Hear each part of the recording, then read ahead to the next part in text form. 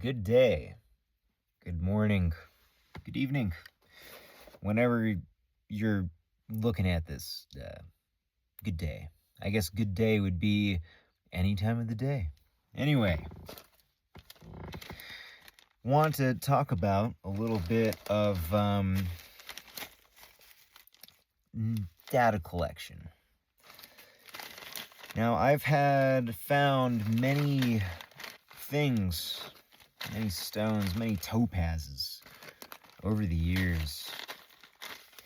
And I want to talk about the importance of labeling where you found what you found. You see, Crystal Cave, Rhonda's Topaz Dome. That's the Topaz Dome Quarry in Utah. I call this one the Wave. And then I have my number one finds, my number two finds. I have my red barrel. I should actually label that I also found this in the Crystal Cave, but I didn't, but I remember at least. And this one's unlabeled because I believe this is going to be for my jewelry. Yeah. You see, if you label your bags, then you can go back and know what to expect when you go back to find your stones. So, the Wave is a specific area in the Topaz Dome Quarry that literally looks like a wave. And so I labeled it the Wave. And what do I find at the Wave? I find these giant, maybe not giant, but fairly large, clear topaz crystals. Where's the big one in here? Where's the biggie? There he is. All right. You can actually see the screen through this topaz with like some kind of rainbowish colors. Now, the Wave, being the Wave, was exposed to the sunlight, therefore clear. Rhonda's Topaz Dome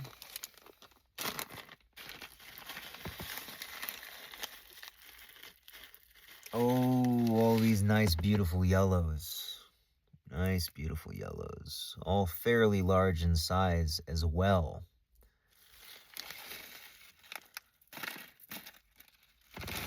Now, one may suspect that, you know, if the higher you go in the dome, the more crystals you would find. However, that's not exactly the case. Perhaps for the Crystal Cave, it is. However, the Crystal Cave, the reason why you label is so that you can determine the quality of the stones that you find in each area. Now, this is a little cluster in the Crystal Cave. However, also in the Crystal Cave, they have these topazes that kind of look like they've been scratched or acidically melted in a way. See, the faces aren't as pretty. They're kind of striated, right? Whereas, say, let's just grab from the Topaz Dome here, this beautiful piece right here. It's not striated. It has beautiful facing. So, Topaz Dome, no acidic striations. Crystal Cave, acidic striations.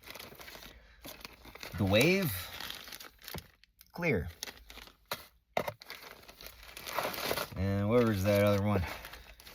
And the red barrel, which is found in the Crystal Cave. See, I should actually label this found in the Crystal Cave. but I didn't. I just have it red beryl because it's a very significant type of stone. This kind of stone, this gemstone, although these aren't the gemmiest qualities, is the third rarest gemstone on the planet. It is just quite nice to just say that, you know, you found some, right? Even if they're not gem quality to throw into a ring or something, like the topaz that I have, I've been creating rings out of my topaz. Here's one ring out of my topazes, right? Here's another one.